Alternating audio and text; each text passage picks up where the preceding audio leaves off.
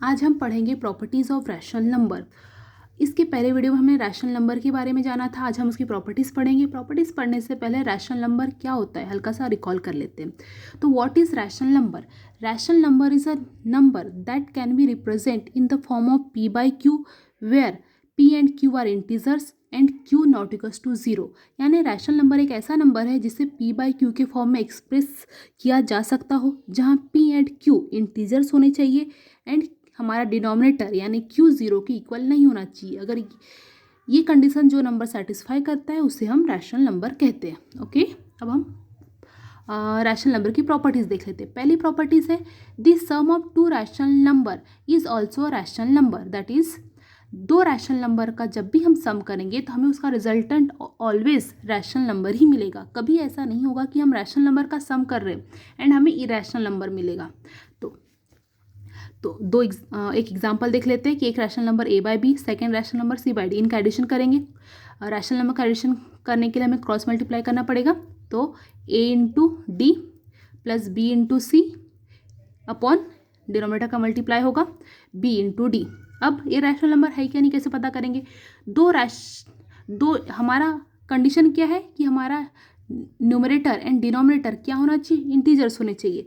तो दो इंटीजर्स का मल्टीप्लिकेशन इंटीजर होगा, दो इंटीजर्स का सम इंटीजर होगा एंड दो इंटीजर्स का मल्टीप्लिकेशन तो इंटीजर होगा, दो नॉन जीरो नंबर का मल्टीप्लिकेशन भी नॉन जीरो नंबर ही होगा। तो हमारी कंडीशन p बाई क्यू के फॉर्म में हम नंबर लिख पा रहे हैं, दोनों इंटीजर्स होंगे और हमारा डिनोमिनेटर जीरो के इक्वल नहीं होना चाहिए। तो ये कंडीशन सेटिस्फाई कर रहा है, यानी दो रैशनल नंबर का सम हमें रैशनल नंबर ही मिला। ओके, ये हमने प्रूफ कर लिया। सेकेंड प्रॉपर्टी है the difference of two rational number is also a rational number. दो नंबर का डिफरेंस हम सब्सट्रैक्ट करके निकालते हैं। तो एक रैशनल नंबर से दूसरा रैशनल नंबर जब भी हम सब्सट्रैक्ट करेंगे तो जो भी हमें रिजल्टेंट मिलेगा वो हमें ऑलवेज रैशनल नंबर ही मिलेगा। जैसे हमने दो नंबर का एडिशन किए थे क्रॉस मल्टीप्लिकेशन करके, सेम वैसे ही सब्सट्रैक्शन करना है। सबको सब्सट्रैक्शन करना आता होगा।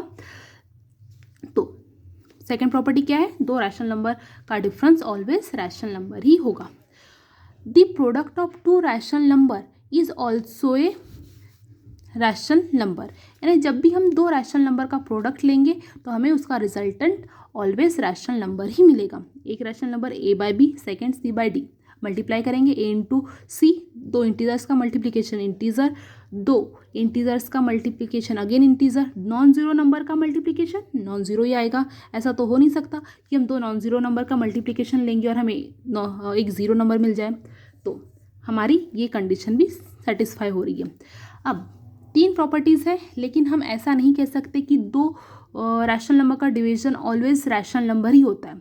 अगर रैशनल नंबर का हम डिवीज़न करेंगे, सम रैशनल नंबर कोई x1 एक रैशनल नंबर है मान लो और x2 एक रैशनल नंबर है, तो जब हम इनका डिवीज़न करेंगे तो ये रैशनल नंबर आएगा अगर ये डिवीज़न होल्ड होता है। तो अगर हमारा ये x2 जो डिनोमिनेटर में है ये ज़ीरो रैशनल नंबर है, अगर ज़ीरो डिनोमिनेटर में है तो ये तो हमारा एग्जिस्ट ही नहीं करेगा, ये रैशनल नंबर ही नहीं होगा, क्योंकि समथिंग डिवाइड बाय ज़ीरो। हमारा कंडीशन क्या है कि denominator q not equals to 0।